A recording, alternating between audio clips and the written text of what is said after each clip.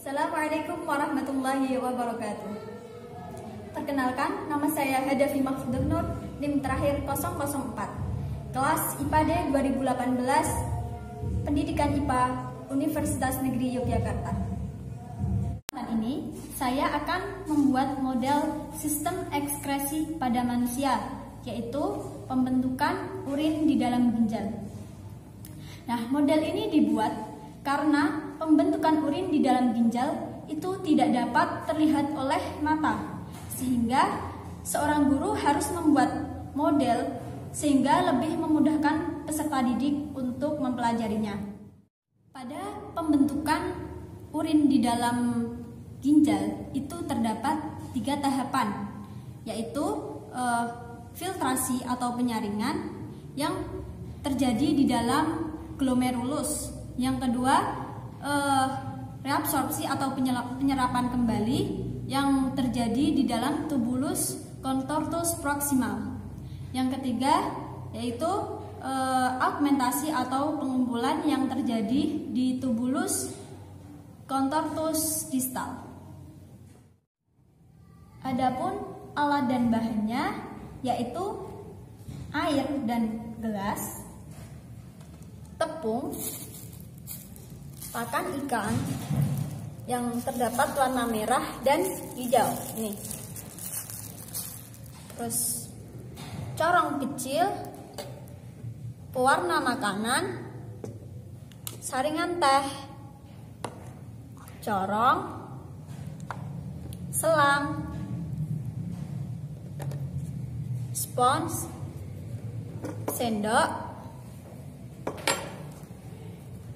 botol plastik, dan tentunya gambar rangkaian model pembelajaran. Nah, setelah alat dan bahan kita persiapkan, mari kita rangkai model pembelajaran seperti gambar ini.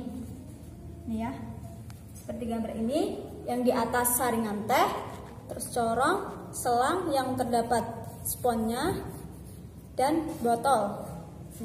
Seperti gambar tersebut.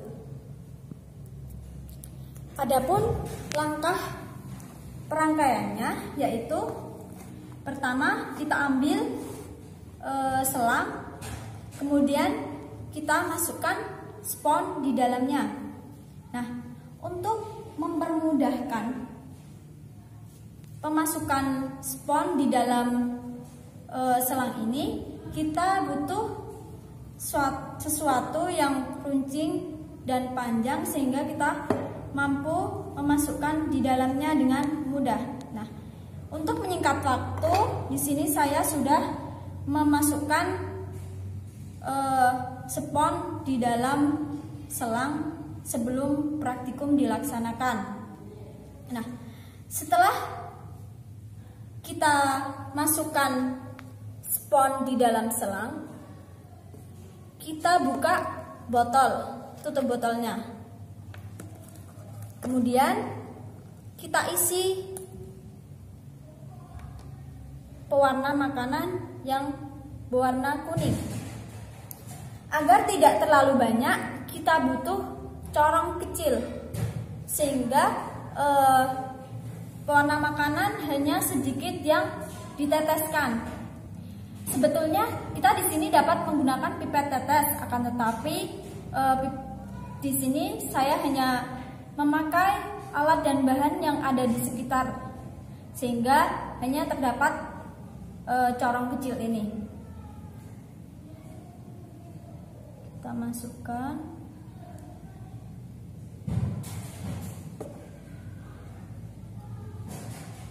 Nah, kita teteskan. Nah, 1 tetes saja.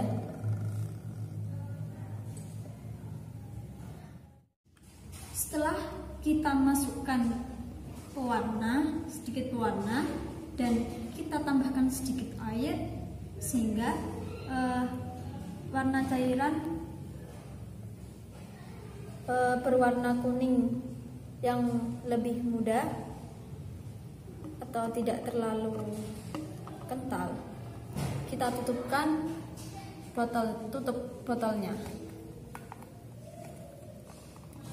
Setelah itu kita masukkan selang yang di dalamnya sudah terdapat spon. Nah, kita masukkan di sini dengan hati-hati.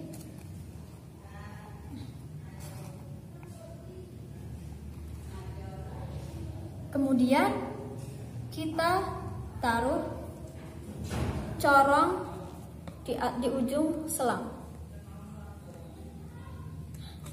Begini. Setelah itu kita letakkan saringan teh di atasnya. Nah, berikut merupakan rangkaian model pembentukan urin di dalam ginjal. Adapun saringan teh beserta corong sebagai glomerulus, selang dan spon di dalamnya sebagai tubulus contortus proximal, dan botol sebagai tubulus contortus distal. Dan satu lagi, cairan yang berwarna kuning ini sebagai pigmen empedu. Nah, setelah rangkaian alat kita buat, kegiatan selanjutnya yaitu pembuatan tiruan darah. Pembuatan tiruan darah ini dilakukan dengan cara mencampurkan air secukupnya, kira-kira ya setengah gelas ini, 1 sendok pakan ikan, dan 1 sendok tepung. Kita ambil pakan ikan 1 sendok.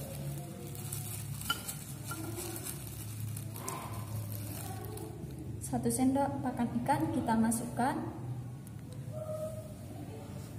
Kemudian kita ambil 1 sendok tepung.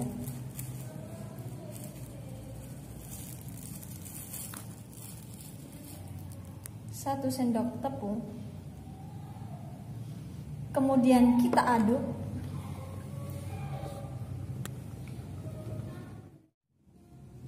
Nah, ini tiruan darah sudah selesai kita buat. Adapun air sebagai darah. Nih, air sebagai darah. Pakan ikan sebagai sel darah dan protein, dan tepung sebagai zat-zat yang berguna bagi tubuh seperti glukosa, asam amino, dan sebagian garam mineral. Nah, ini tiruan darah sudah selesai kita buat. Adapun air sebagai darah. Nih, air sebagai darah. Pakan ikan sebagai sel darah dan protein, dan tepung sebagai zat-zat yang berguna bagi tubuh seperti glukosa, asam amino, dan sebagian garam mineral. Kegiatan yang ketiga adalah proses pembentukan urin. Adapun langkah-langkah yang harus kita lakukan adalah kita tuangkan tiruan darah ke dalam saringan.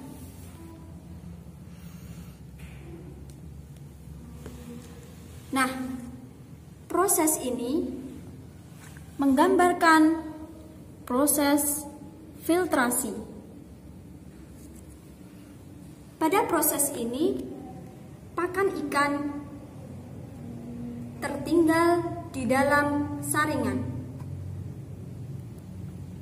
Ini menunjukkan bahwasanya sel darah dan protein tidak ikut beserta di dalam urin.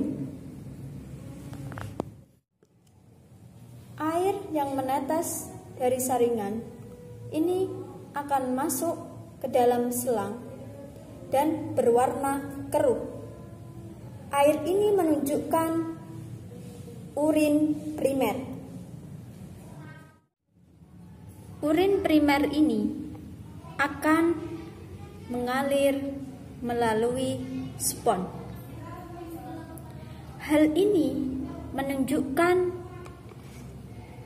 bahwasanya terjadi proses reabsorpsi atau penyerapan kembali.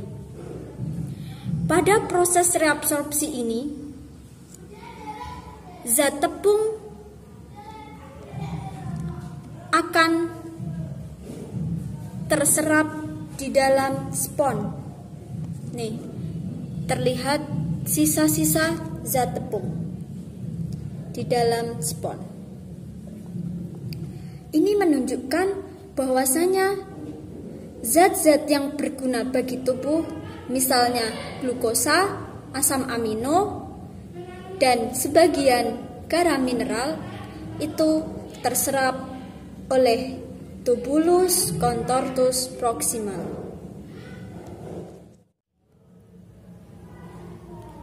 Setelah melalui spons, air akan menetes ke dalam botol.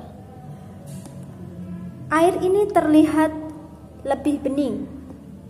Ini menunjukkan urin sekunder. Urin sekunder atau air yang mengumpul ke dalam botol akan bercampur dengan warna kuning, di mana warna kuning ini merupakan pigmen empedu. Percampuran ini merupakan gambaran dari proses augmentasi atau pengumpulan. Nah, warna kuning inilah merupakan urin sesungguhnya, yang mana akan dikeluarkan oleh ginjal dari dalam tubuh kita. Sekian dari saya, kurang lebihnya mohon maaf, semoga bermanfaat. Wassalamualaikum warahmatullahi wabarakatuh. Selamat mencoba.